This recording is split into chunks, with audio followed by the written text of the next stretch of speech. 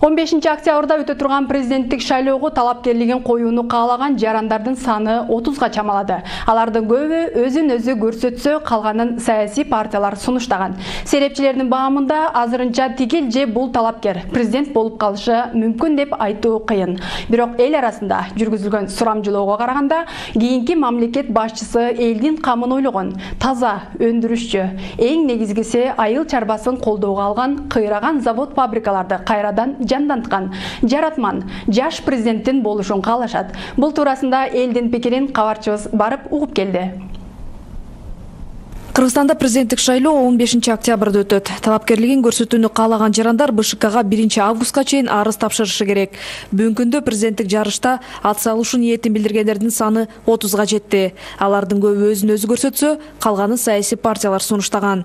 Алардын ичинде Өнүгүү прогресс партиясы Бакыт Төрөбаевди бир добуштан колдоп, президенттикке талапкер катары көрсөтсө, Акшумкар партиясы Темир Сариевди сунуштады. Ал эми Адам укуктары партиясы Турсунбек Акунду көрсөтсө, Адахамад Умаровду бүтүн Кыргызстан чыгарды. Ошондой эле Сооронбай Жээнбековду КСДП партиясы сунуштады.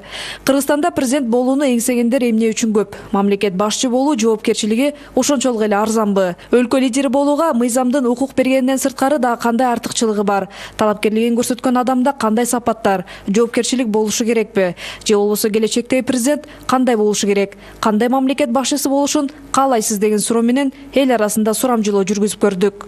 Саламатсызбы? Бул Сентябрь телеканалынан азыр биз эл арасында ушундай сурамжылоо жүргүзүп аттык элек да.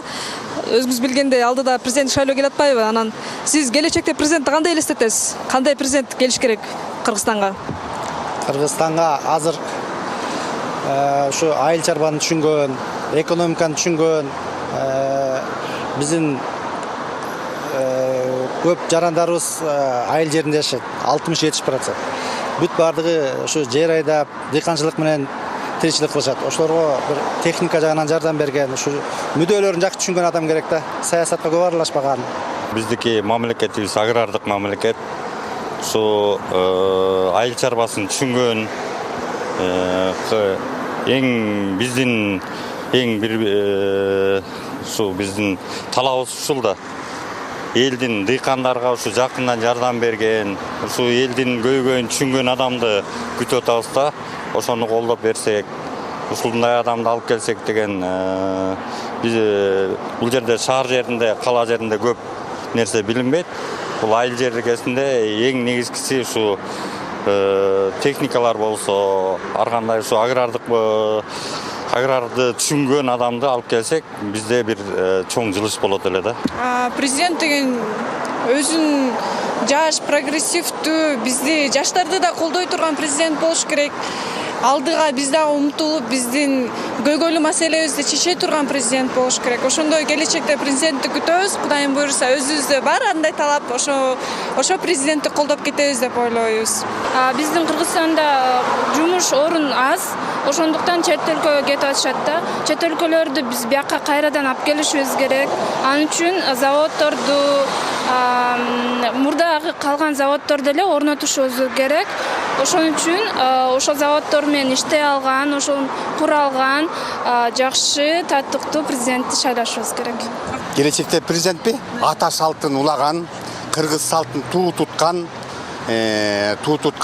ак караны ажыраткан, топуктуу, нысаптуу, өткөн биздин тарыхыбызды билген, анан өткөн жакынкы 25 жылдагы тарыхыбызды билген, анан буларды карап, ирисин карап, ошолордон үлгү албай, наоборот, ушуларды сабак кылып,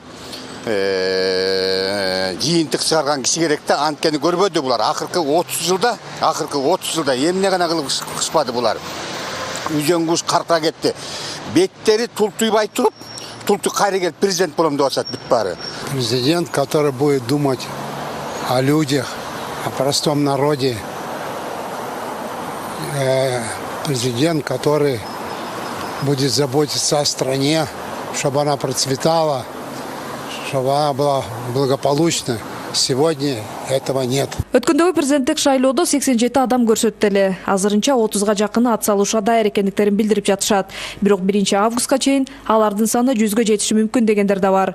Андыктан алардын арасынан жаш, таза, айыл чарбасын колдогон, эл үчүн чындыгында кызмат кыла турган инсандар бар дешет саясатчылар. Мамлекеттин башчысын 6 жылга шайлайбыз да.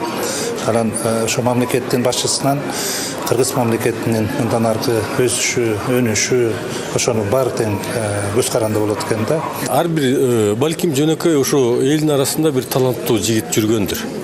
Биздин мамлекеттик бүгүнкү туңгуюктан, бүгүнкү кризистен, бүгүнкү жалпы абалдан алчып кете турган. Саясатчылардын баамында азыр өлкөдө тынчтыктын болушун каалабаган сырткы күчтөр бар. 50 талапкердин 20сы шайлоонун жыйынтыгы боюнча нааразы болуп, тополоң уюштуруп, кырдаалды курчутсак дегендер да болушу мүмкүн дешет. Анан шайлоочуларды акчанын күчү менен сатып алам деген талапкерлер да жок эмес. Чет мамлекеттин заказын аткарып, акчасын алып күрөшөм дегендер дагы болушу ыктымал. Андыктан эл талапкерди тандоодо өтө жоопкерчиликтүү болуп, акчага сатылбай, жүрөгү менен добуш берсе, утулбайт дейт серепчилер. Иззат Шугралиева, Талгат Алтынбаев, Сентябрь.